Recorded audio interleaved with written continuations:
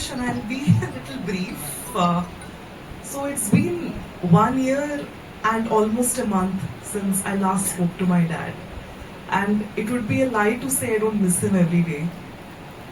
You know, it was like he was inside the prison for 10 years. From my teenage years to when I completed my college, I was doing my MPhil. I finished it and then he came out, and it was a big loss for me and him. I mean, there are of course many larger things at stake, but at a personal level, I have felt that loss greatly throughout my life. But the hope was always there because he never lost hope. I always thought, okay, dad is not here, but he is in the prison in Nagpur. Like I can write to him, I can reach him. So sometimes because I got used to a decade long of such a life, sometimes right now, it is hard for me to believe when I wake up that he's no more. I just think, okay, he's not here, maybe he's in jail. I just wake up to that default sort of feeling, and then I have to realize that no, I can't write any letters to him. I can't write any letters that he can read at least. So he was at a point, like I'll say that it's not just the loss of my father. Since I was a kid, my dad was a very good friend of mine. He treated and he said that like children are some of the smartest people he's met. Kids know and understand the reality sometimes more clearly than the adults do. So he's never babied me or treated me like I was a child. So since I was a kid, he was a good friend of mine also. And I just don't feel the loss of a father. I also feel the loss of a very good friend. He never taught me English literature. Both of us are English literature students. Because by the time I was in college and I started my BA first year, he was already incarcerated at that time. He was out on bail for like a few months here and there, and in those brief periods when he was dealing with a lot of sickness, we could briefly discuss literature, and I really loved doing that with him.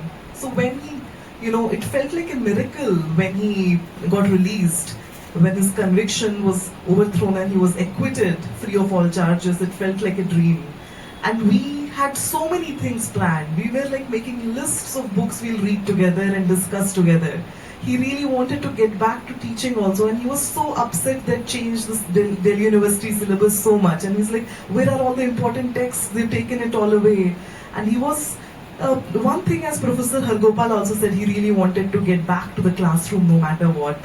And he told me at the very core of who I am a teacher. I am looking forward to go back to the classroom yet again. So with that in mind, and I mean, he never got to go back to a classroom. He spent 8 months outside, and those 8 months also, more than 5 months he spent inside the hospital trying to recover his health, which he could not. So I'm going to read a letter that he's written to students and colleagues in February 2018. It's it's an old letter, but I wanted to convey in his own words what he feels. So the letter starts. Thank you so much. So, dear friends, I have lived all my conscious life on the campuses of learning and teaching in search of knowledge, love, and freedom. In the course of this search, I learned that a freedom for few was no freedom. I began to study histories, philosophies, and literatures with more eagerness and critical engagement. That led me to look around myself closely. I traveled across and met people living in subhuman conditions. I realized that they never tasted freedom very much like me. I understood that castes and freedom can never coexist. I began to speak to myself. Then I started to speak to others on my journey. I grasped a great void of silence. I saw a society of silence. I dashed myself against the boulders of silence. I was brutally wounded.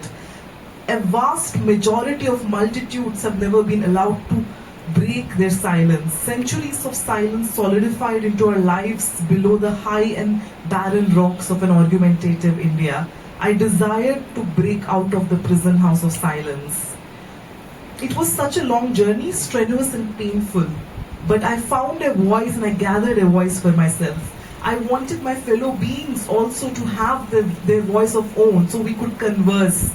In that process of finding the voice for everyone, my own voice gradually began to emerge. I was bewildered to see that my voice was heard. But yet again, the axe fell on my throat. My voice was silenced in one stroke. Friends, today I reel under excruciating, relentless pain. One after the other, my organs started bursting. The closure of my voice within me explodes into shooting pain. Then he describes a bit more about his ailments here. I have been living with explosive and shooting pain day in and out. I am living on the margins of life. 11 long months have passed since my conviction that was unjust. I continue to languish under the brutal conditions of incarceration without relief. I am forced to live without inhuman dignity and bodily integrity.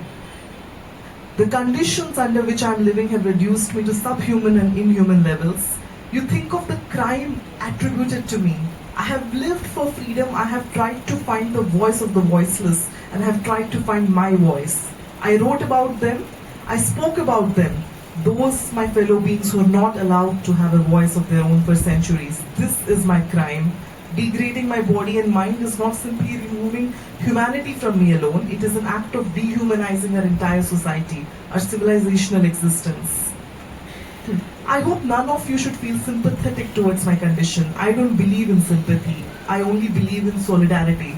I intended to tell you my story only because I believe that that is also your story. Also because I believe my freedom is your freedom. And along with this letter, there is a poem. The poem is addressed to all the dear students and my fellow teachers. I dream of being in a classroom, day and night fettered behind the strong iron beams of my tiny solitary prison cell. I see you, I talk to you, and I hug you by the force of my frail and challenged life in my unchained mind's eye as the desire for freedom flows through the sinews and veins of my bloodstream, even as I am caged far away from you. Teaching is my forte, my breath and life, you know. I embraced literature for its clasps with us, for its bonds with us, for the troubled histories, philosophies and economics of pangs, of pain, of tears, fears and hopes for a new bright day. The cage of lies, seditious clauses of law and conspiracies confine and keep me away from your intimate and critical engagement with knowledge and the warm affection for the liberty of the trampled earth. So, I mean, I'm sure like a lot of you know my father, you have met him. But for those who don't know, he was a very frank and honest person. He would talk to you with such clarity about his ideas that it always felt like, you know, you could mention anything to him and you will not be judged for it. It'll just be a comfortable conversation. He had a humor and a wit in the way he talked. So it was always a pleasure to talk to him. And his ideas, you know, were never hidden in every facet of the conversation that he spoke.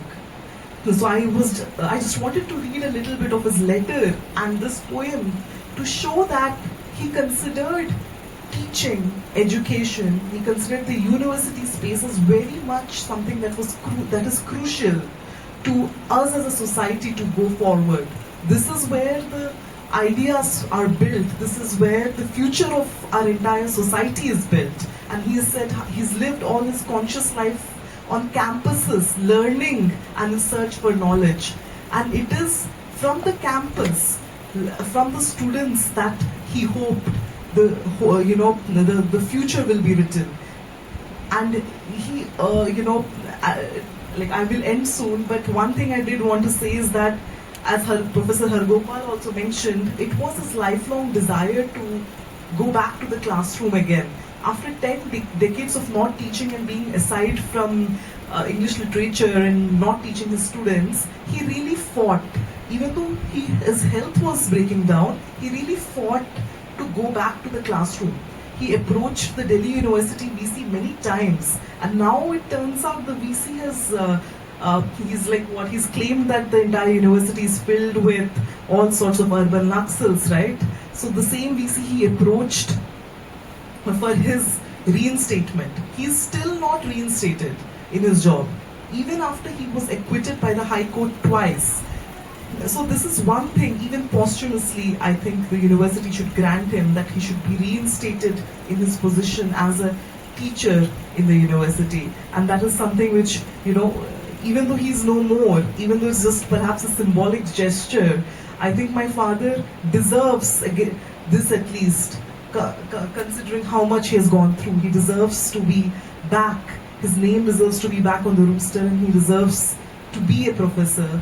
He is one, of course, but technically also speaking, So that is one thing that I wanted to stress upon here. So, if I can talk a lot about my father, but I think everyone is waiting for Meena to speak, so I'll just give the mic to her.